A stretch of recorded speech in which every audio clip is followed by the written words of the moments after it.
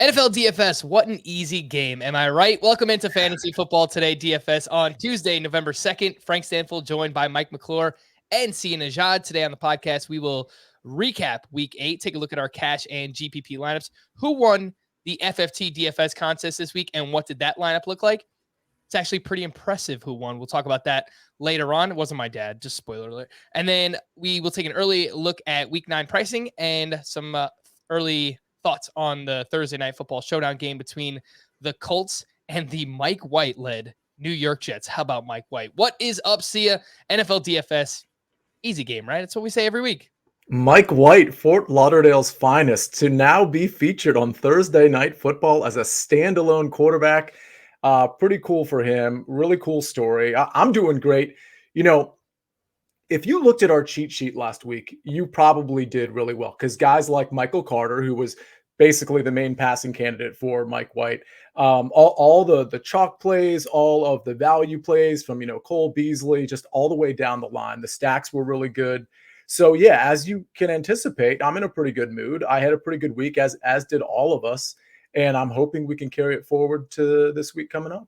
Yeah, obviously I'm being completely facetious. We've had some rough weeks here on the podcast, and we're very transparent about that. But hey, when we hit, we're going to talk about it. And you're right, man. The cheat sheet, I took a look back at it earlier today, and up and down. We hit on a bunch of different names there from your Michael Carter. I had the Carson Wentz, Michael Pittman stack. I know Mike McClure played, why did you say your last name? You're right there. Mike played Boston Scott as his contrarian play. He used him in cash, but we'll take a look at that. And Mike, I actually wanted to ask you this question, right? So we're getting further into the season now. We're already up to week 9.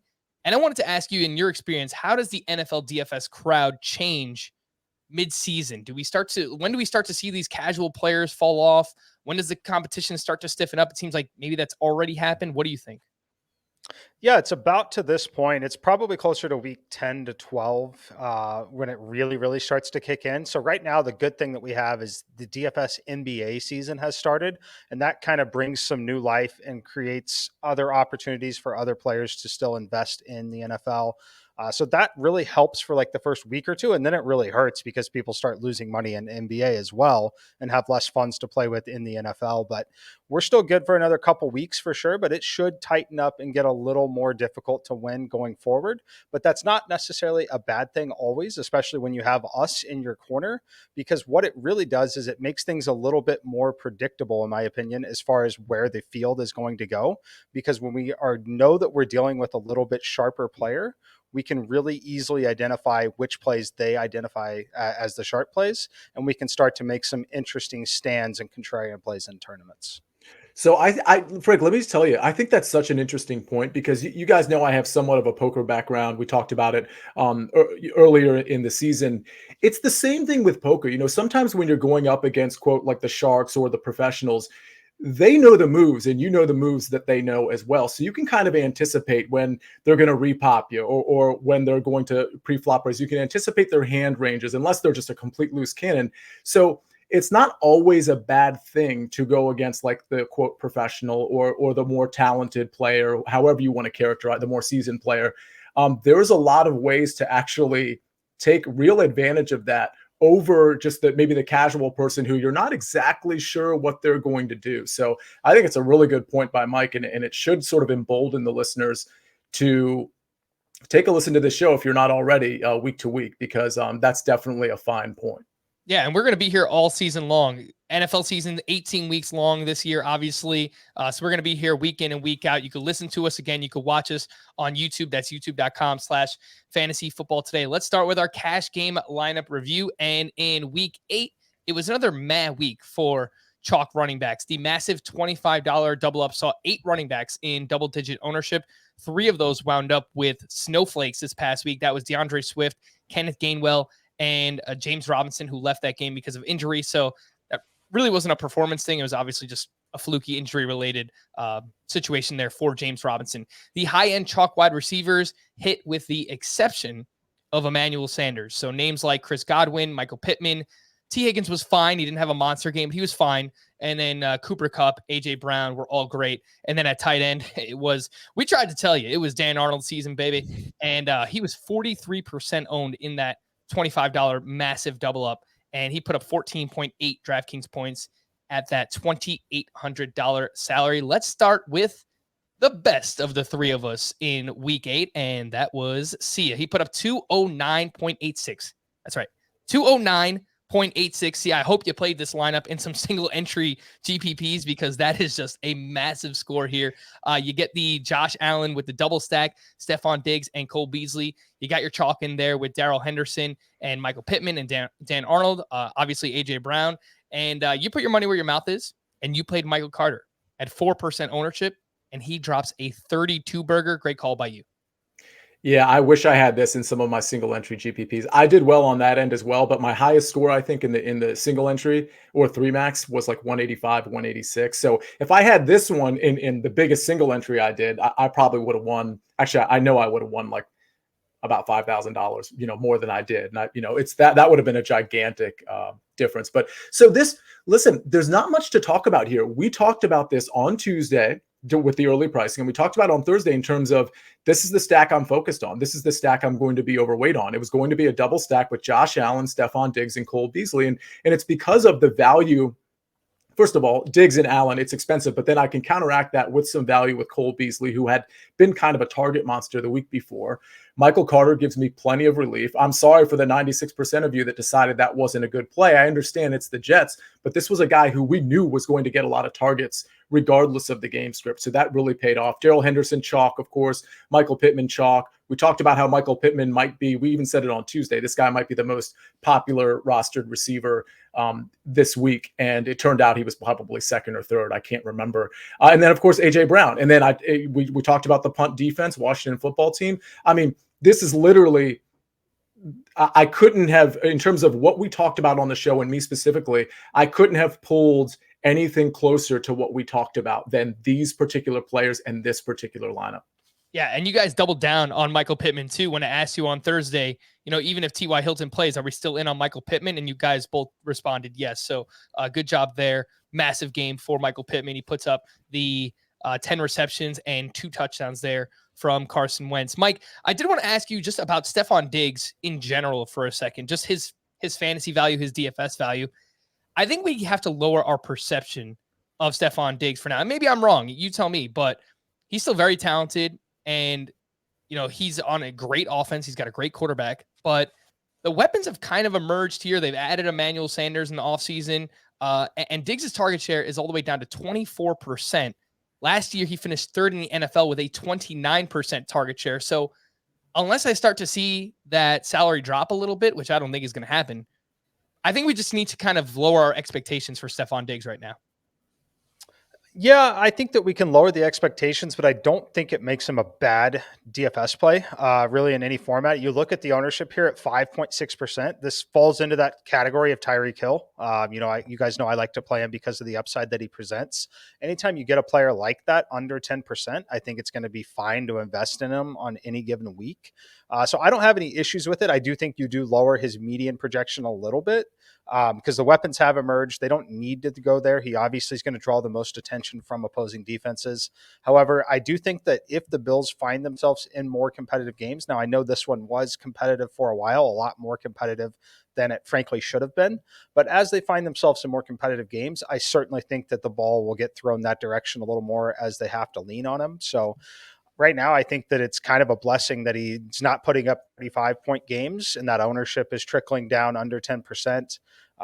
You kind of want that price point. Like, you don't want that price point to go all the way down to 6,900 or 7K just because everyone will be on him. But there's not a massive difference between, say, 7,100 and 78 to 7,900 where he might be in future weeks. So I think it's going to be a spot where we're actually going to end up investing quite a bit in tournaments in the coming weeks. All right, let's stick with Mike here and take a look at your cash game lineup. You also get it done. You put up 169.92, and you made the bold call of fading Darrell Henderson as huge favorites against the Houston Texans. And it honestly didn't matter because you hit big on 3 contrarian plays, and that included Michael Carter at 6.4%, Boston Scott, who was your contrarian play of the week. You got him at sub 2%. He obviously scores the 2 touchdowns there. And then Deebo Samuel, someone else you also touted last week, and you get him at sub 6%. Obviously goes off for the massive game, 6 receptions, 171 yards, get the 100-yard bonus in there as well. Really, the only thing that happened with this lineup was that Jalen Hurts ran bad. And I was a little bit worried about Hurts last week, and I brought this up. Yeah. But if you told me that the Eagles scored 44 points and that included 4 rushing touchdowns, I would have to imagine at least one of those goes to Jalen Hurts. So I do think he just ran a little bit bad in the spot. Yeah, definitely. I think I ran really bad in this lineup. I think this is my worst lineup of the week by a considerable margin. And it just so happened to be in cash games. It doesn't happen that often where it's your worst lineup. The DeAndre Swift situation, that's why you don't see Henderson in this lineup. Henderson would have been there had we not got the news that we did on Sunday morning, which forced DeAndre Swift into also every single lineup that I played, which unfortunately did not work out at 9.1 points. But yeah, the Jalen Hurts, you give the Eagles 44 points. And his median outcome in a 44-point game is literally going to hit, like it's closer to 33 than 11 on his points here. He should have had a bare minimum of 24 points in this game. And it's just kind of the way it goes. It's part of it. And obviously didn't matter this week. So fortunate for that. And, the Boston Scott call, I was on it there. It's kind of a strategy you've seen from me all year. I really, for the most part, am paying up for a premium at the wide receiver or tight end positions that I really love. This week, that was Cooper Kupp, Deebo Samuel at all costs. And Boston Scott, as far as how I ended up on that play, we've seen it from the Eagles. We've seen it from a number of teams, especially when you're dealing with some of the younger players like Gainwell. While it might seem like they might jump into that lead back role, sometimes they like to keep them in that secondary role that they're used to being in when they're so new in the offense. And they like to bring someone else in to take that primary role to keep everything else kind of the same there. And unfortunately, or fortunately for me, unfortunately for a lot of the field, that's what happened to Kenny Gainwell in this game. Yeah, and we won't talk about this because Derrick Henry is not on the main slate this week. He's not going to be on any slate anymore moving forward. But what you just mentioned is the fact that, sometimes teams would rather just, bring someone in and give them that role rather than expand someone like Jeremy McNichols' role. So I think we're going to see a lot of Adrian Peterson with the Tennessee Titans moving forward, which is it's pretty gross at 36 years old there. Mike, I did want to bring up Deebo Samuel again. Like, this guy is an absolute stud. I mean, he is a top 3 or 4 option at the position at wide receiver week in and week out. Absolutely matchup proof. Honestly, I think he's only behind Cooper Kupp, Devontae Adams, and maybe even Tyreek Hill. We'll talk about the Chiefs later on because there's something going on there. But yeah, I think Deebo Samuel he's elevated himself and rightfully so into like that top 3 conversation at wide receiver. Yeah, and he'll be an interesting play at 7,800 this week. I'm curious to see what Mike has to hear what Mike has to say about him in terms of rostership. I'm sure we'll get to that later in the show, but credit to him because I wasn't on Deebo at all. And I think part of my Deebo hesitance is just Jimmy Garoppolo, but knowing that George Kittle is out as well, I mean, and they don't have any faith in Brandon Ayuk or any of those tertiary receivers like Sherfield, for example, it really is the Deebo show, and he can break one. We see his yards after the catch. I mean, he's probably the best in the league when it comes to that. So I love Deebo. I haven't played him enough to my detriment, but you're right. This guy's getting very underappreciated. All right, let's pull up my cash lineup and back on the winning side, baby. Let's do it. 186.64. And last week I said I was looking into paying down at quarterback, and that's exactly what I did. I got Carson Wentz at 8.6% ownership here. Strong fantasy day from Carson Wentz, but dude, like the decision making, I don't know. We've got to figure something out because it's working for fantasy, but I mean, real life purposes, like Carson Wentz, what are you doing, dude?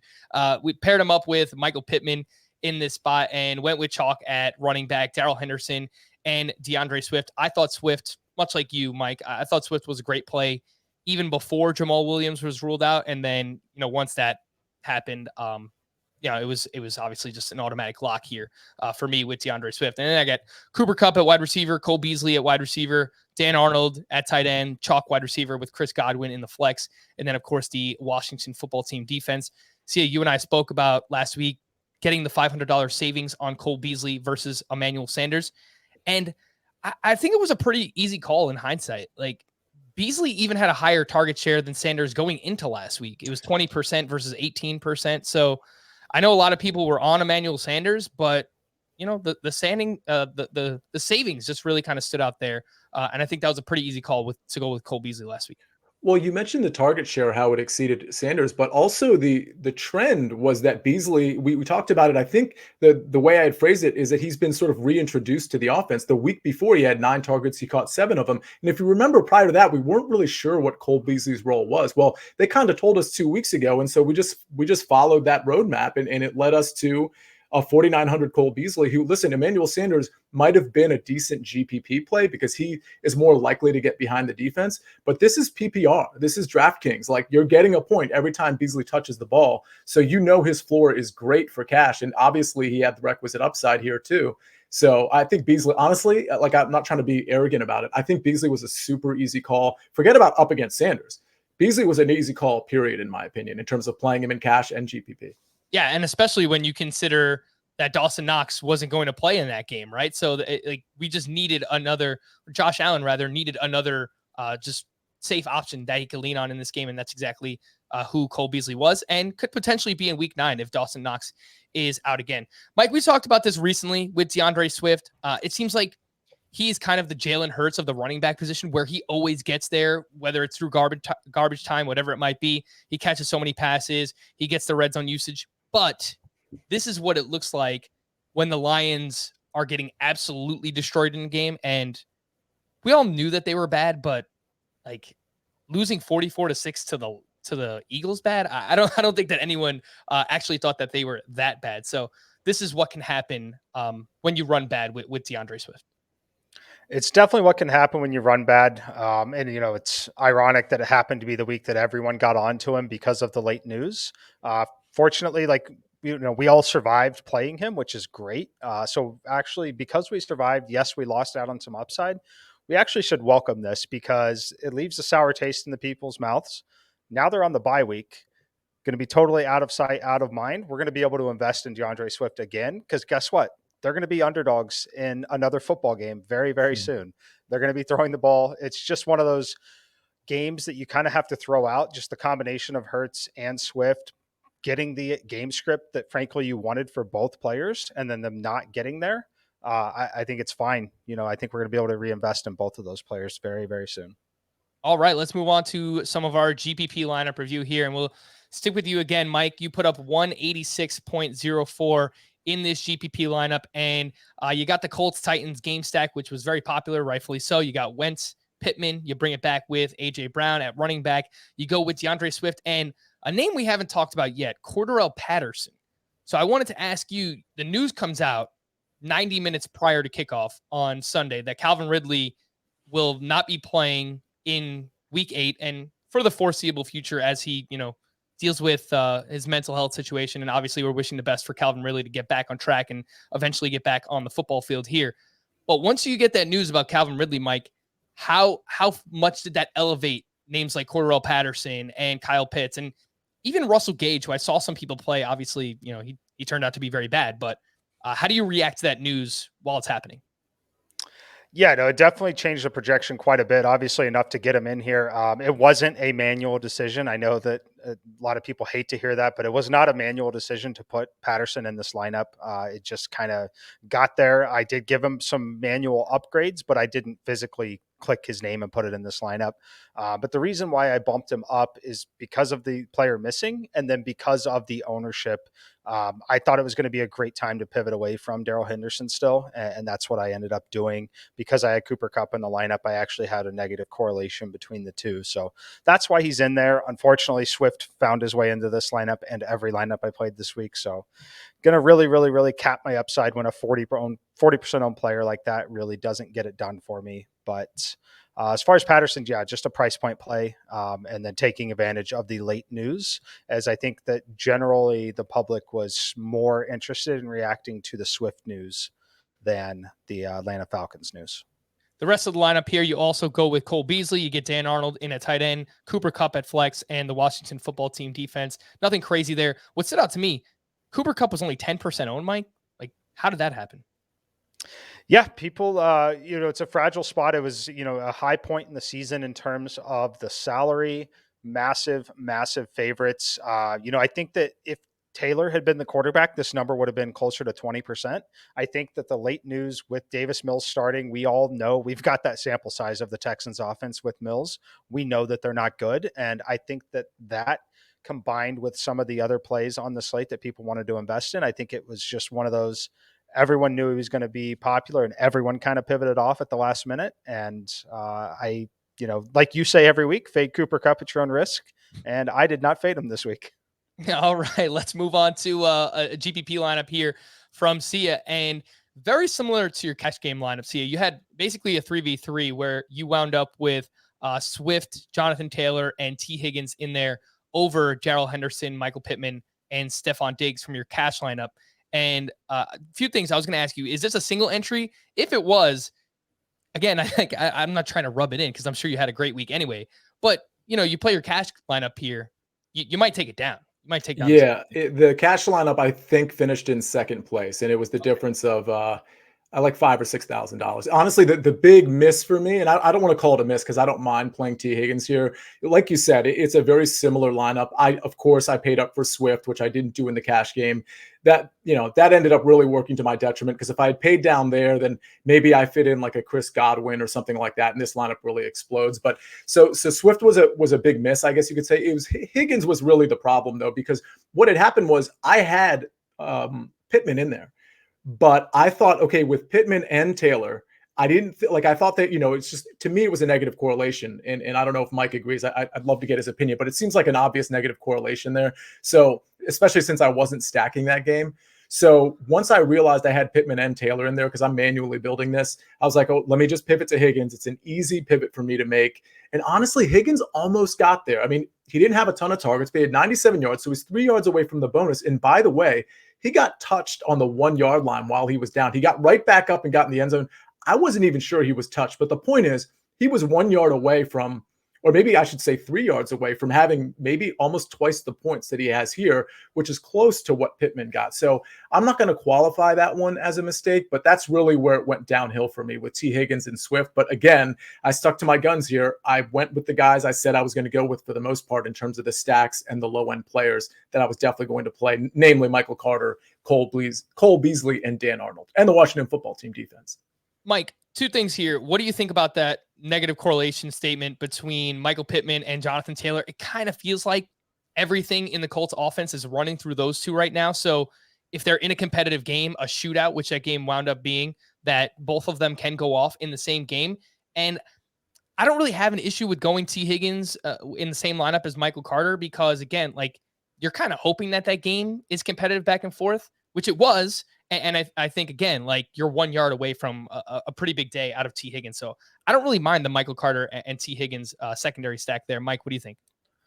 Yeah, no, I completely agree. I think this lineup is better than what he was proposing with having Pittman over Higgins in this spot. So the only way I would have played Pittman and Taylor together in the same lineup is if I was playing Carson Wentz. The only way I would do it is if I'm playing both. You're thinking it's going to be a game where they just either absolutely roll or it's just a massive shootout. But for them to both have big games and big enough games to get there and pay it off in a tournament, it's likely going to be coming through the arm of Carson Wentz. It's going to likely be Jonathan Taylor not only running the football, but catching passes like he has been recently. So not a problem at all there. I would not have liked to seen Pittman and Taylor in the same lineup without Carson Wentz, frankly. That's when I think that the scenario where they both pay off the price tag, while they certainly got there this week, your lineup arguably would have been better if you had played Wentz over Josh Allen and then obviously use that salary to go elsewhere. But always 2020 on that hindsight. But I think you made the absolute right call, and that Higgins play easily could have 23 fantasy points in that game, very easily.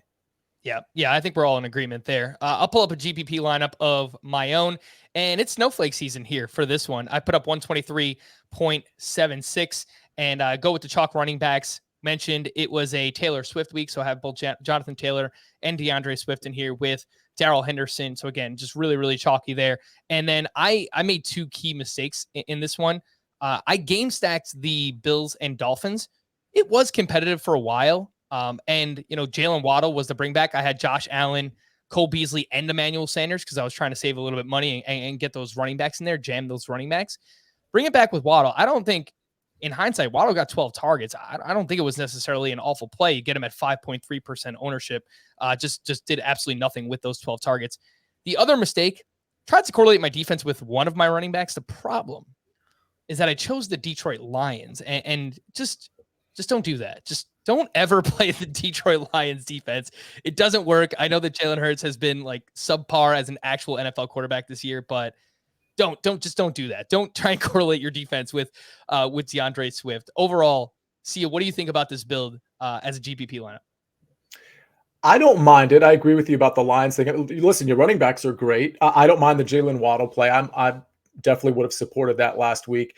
I guess with Sanders and Beasley, I understand the logic in terms of saving money, but I think the odds that they both get there, I think, even though their prices are good, I think the odds that they both get there, knowing that Diggs is around as well, I think is unlikely. So I might have just decided to choose one of those. Obviously, Cole would have been the better one, but I might have just gone with one of those in this particular stack, or I would have stacked one of those with a Stephon Diggs like I did, which again, Diggs didn't work out, but that's what I would have done. Yeah, so the thinking for me was, all right, no Dawson Knox. I thought the target concentration would just be so much on Diggs, Sanders, and Beasley. Turns out Gabriel Davis winds up scoring a touchdown in this game. You know, if Sanders gets what Gabriel Davis does, this lineup still doesn't get there, but that was part of the rationale, the thinking as to why I did go with those two Bills wide receivers. Mike, what do you think about this construction for GPP last week?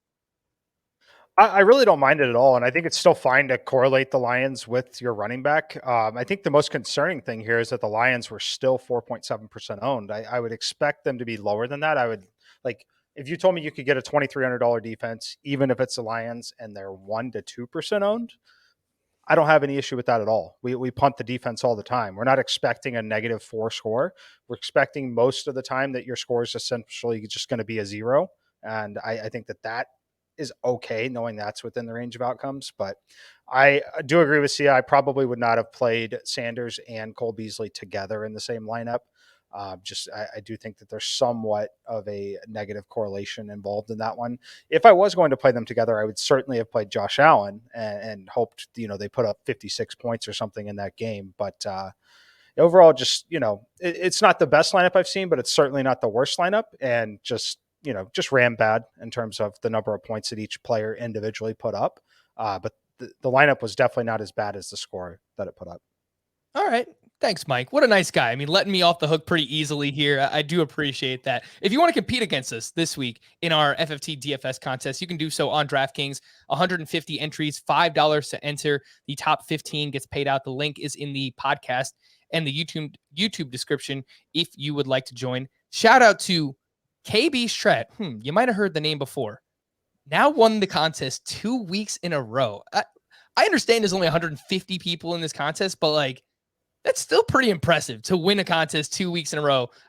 Gets $135. So that's now $270 that you could play with in your bankroll. Scores 211.5 points in this lineup.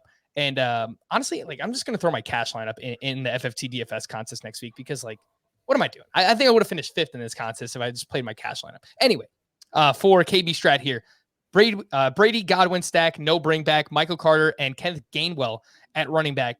Just goes to show you that you can have a dud, you can have a snowflake in your lineup, and you could still win. You could still take down, obviously this isn't a huge contest, but you still can win.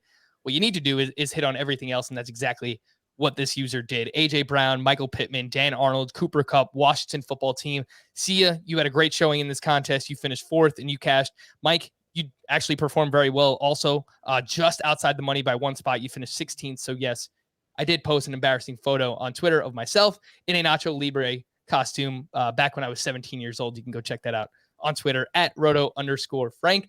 Sia, this lineup, again, I just think it goes to show you can miss on a player and you can still take something down.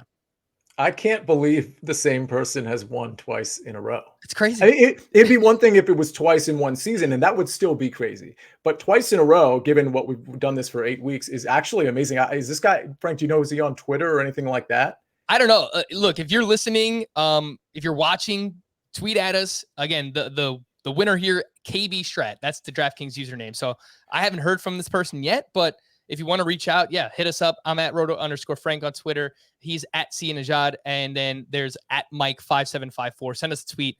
Let us know, because crush it 2 weeks in a row here.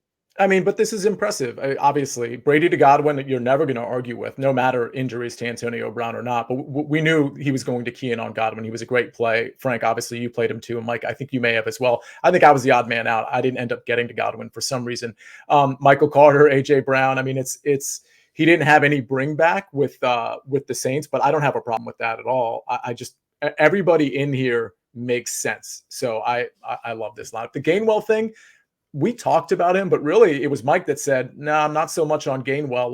Let's do Boston Scott if you're going to play a running back in this offense. I mean, this score would have been unbelievable if he had Boston Scott in, and he would have won some huge tournaments if he put a lineup like that in. But yeah, this is a great lineup, and it's consistent with a lot of the guys we talked about, which makes me feel, I'm not saying he's taking our advice, but this is a lineup that scored 211 points in a week that was kind of slow in terms of scoring. So it's nice to see a lot of our guys in there.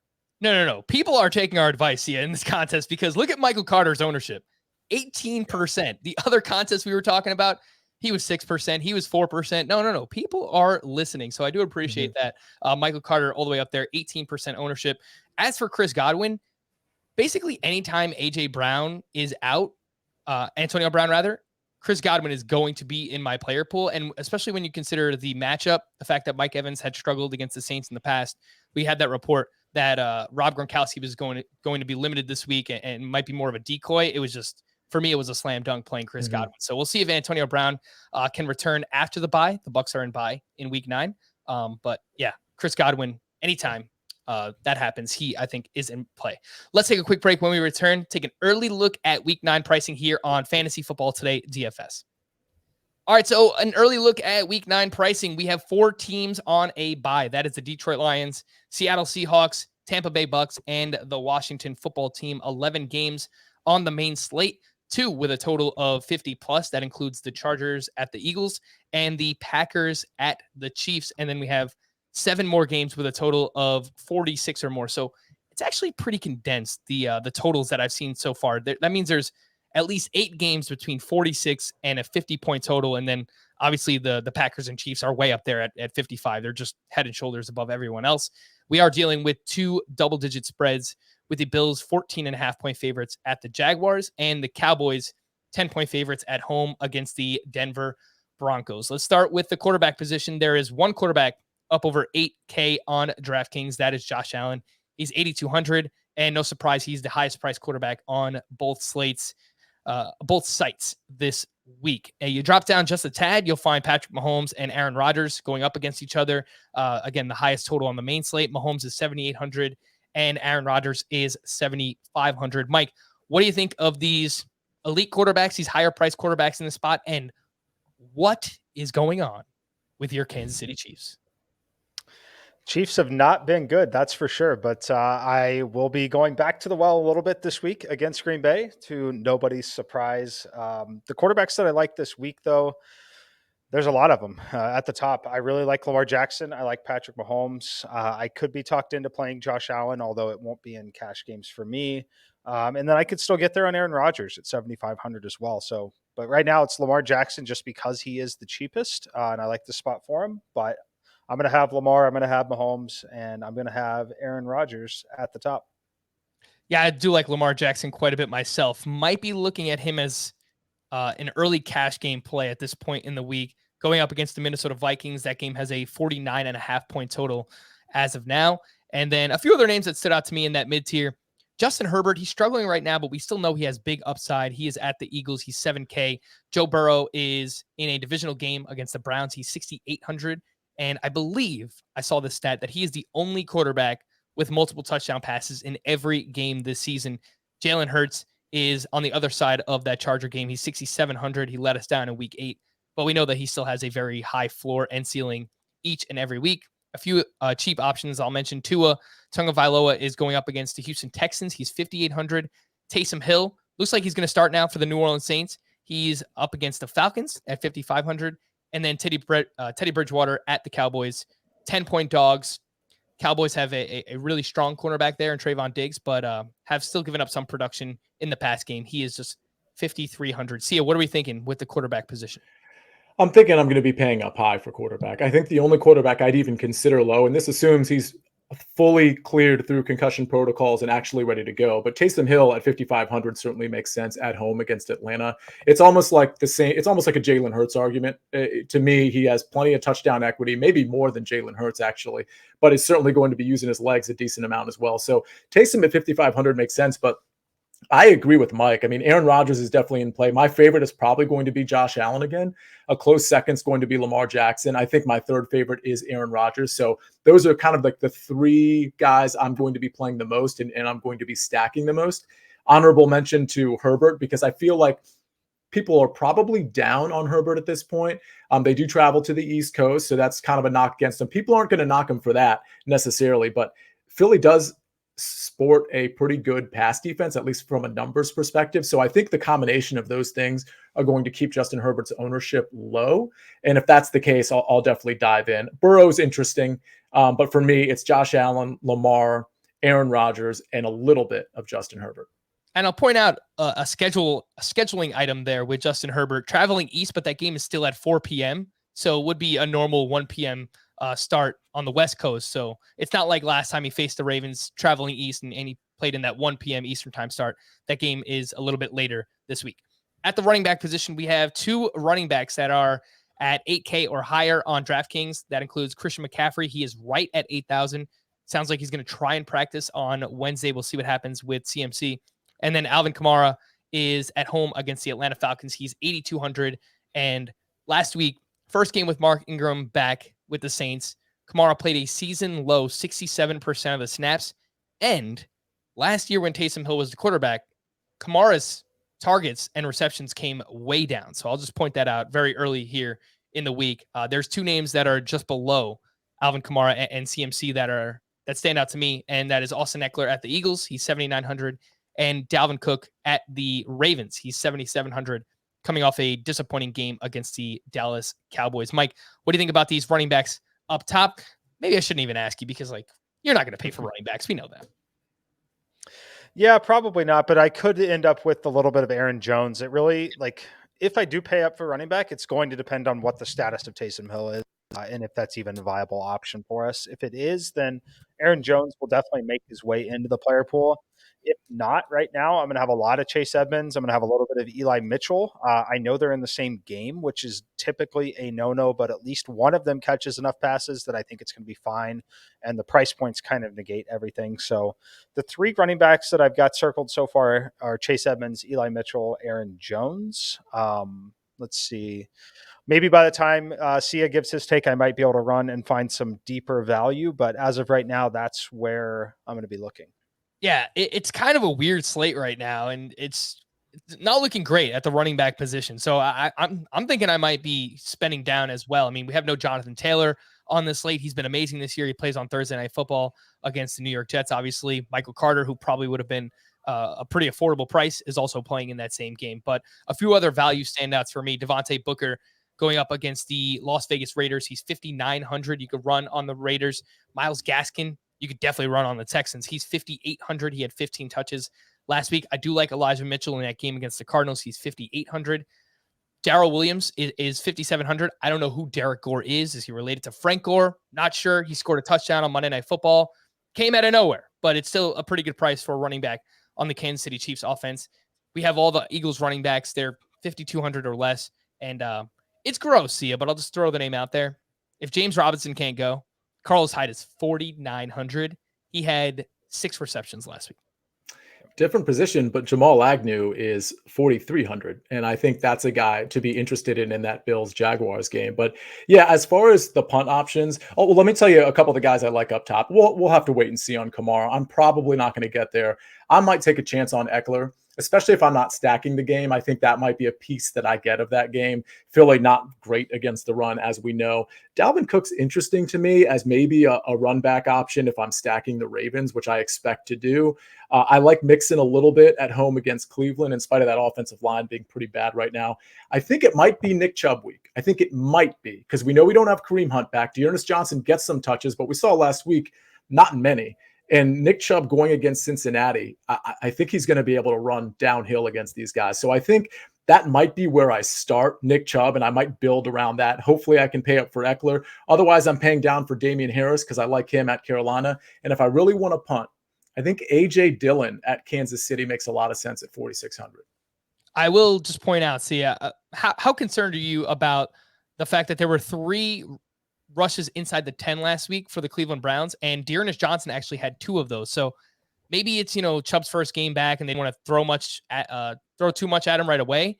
But is that something that you would actually be concerned about this week for Chubb? Not really, only because his rushing attempts weren't voluminous. And that's really all I care about. I don't think they were specifically targeting Dearness Johnson for the goal line work. I just think from a game flow standpoint, that just happens to be what it was. If you ask me this coming week, is Dearness Johnson going to get some goal line work? Yeah, maybe, but it won't be, in my opinion, it's not going to be more than Nick Chubb's. So I think Nick Chubb's going to get a decent complement of red zone work, but also work between the 20s as well.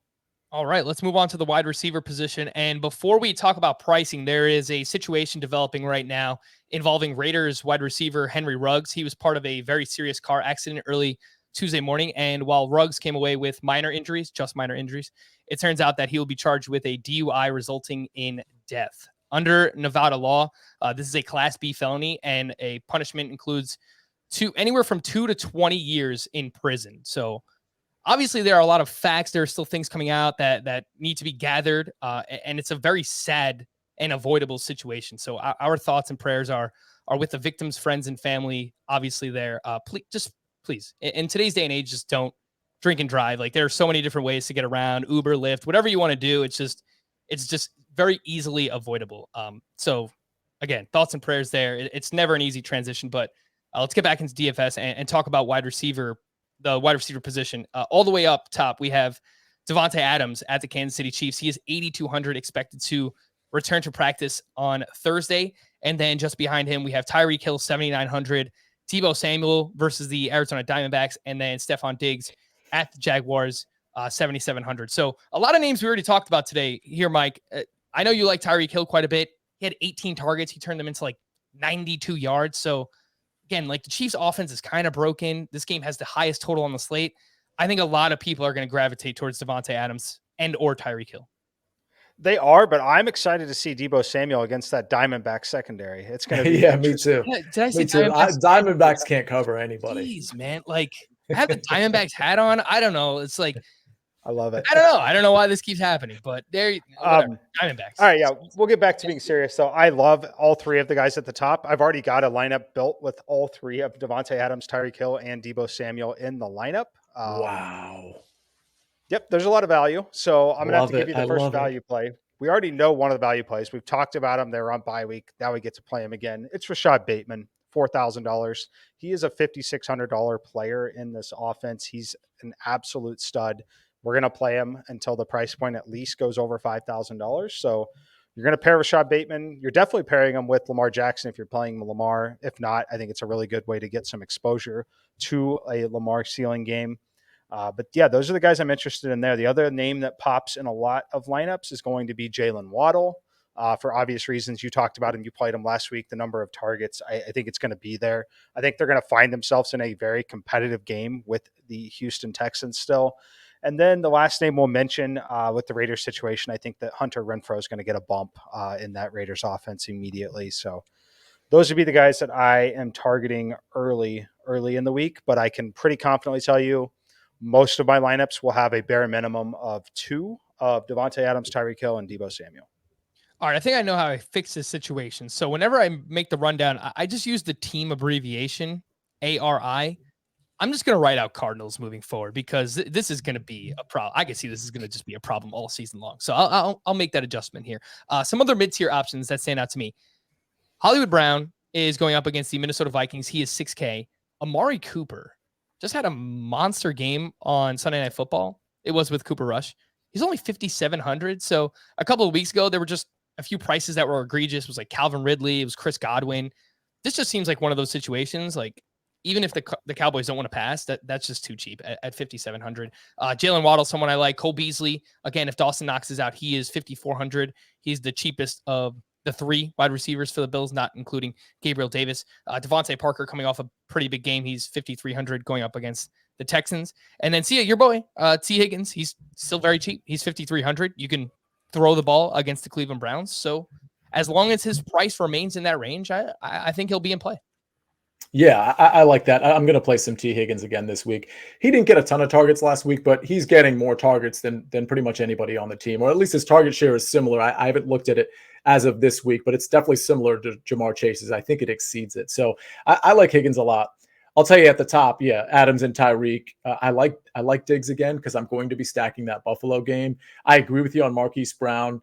I think if you're stacking Justin Herbert and Mike Williams will be a very low-owned stack, so I think that's very interesting. Cortland Sutton at home against Dallas is another one that I kind of like. He's only, 5,900. I think that's reasonable. Let me give you some low-end options. Kadarius Toney, if he's healthy, came back into the game yesterday, so he appears to be healthy. Sterling Shepard, I don't think he aggravated or he had a quad injury. I don't think he's playing next week.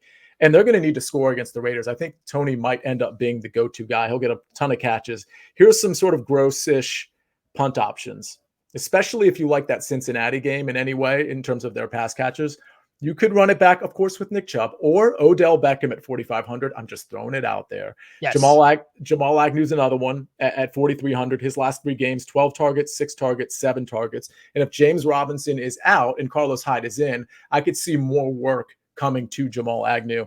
And then you mentioned, Mike, Rashad Bateman at 4,000. I mean, listen, that's just a super low price. I'll mention one other guy. If you really need to dig deep, and we mentioned him already in this show, I believe he had 4 targets, caught 3 of them, and a touchdown. Not a ton of yards, but Gabriel Davis at the Jaguars. Again, if you're trying to do a stack or get a bunch of pieces of this Bills game, obviously you want to go Beasley and Diggs, but if you can't afford that, Gabriel Davis is a nice option potentially.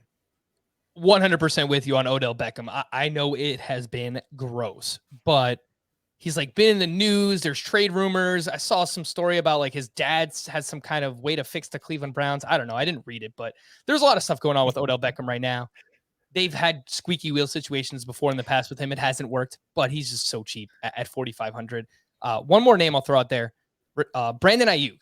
He is 4,100 and coming off a game where he played a season high 88% of the snaps, and he saw a season high 7 targets. Didn't have a great game, 4 receptions for 45 yards, but he's on the field. And it's an important game there against the Arizona Cardinals, not the Arizona Diamondbacks. At the tight end position, Travis Kelce is still up top. He is $7K. He is the highest priced tight end, and he's going up against the Green Bay Packers. Looks like there is going to be no Calvin Ridley again this week. Kyle Pitts is at the New Orleans Saints. 5,900 did let us down last week for those of us that played him. Mark Andrews is 5,500. And then we do get Mike Gesicki in just a phenomenal matchup. He's seeing a ton of targets right now. He is 4,900.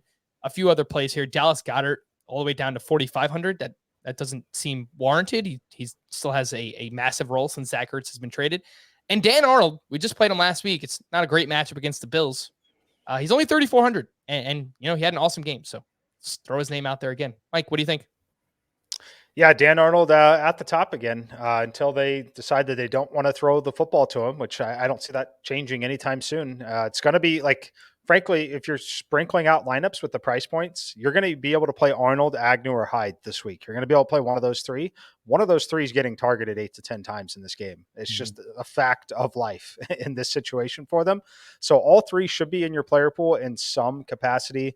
Dan Arnold will be there. The issue we're going to run into here is he's going to be incredibly popular after the performance he put up again last week. We've touted him a little bit. Other people will start to tout him. It's the spot where he's going to garner all the ownership and could potentially bust here. He'll still be in my player pool, but another guy very similar that I've liked what I've seen out of him recently, and I like what I think we're going to see out of him in this particular matchup. That's Tyler Conklin from the Minnesota Vikings at 3,000. Also, anytime I have a situation like this, just because of the way correlations work, I've already told you Lamar Jackson's in my player pool. I've already told you I'm playing Rashad Bateman.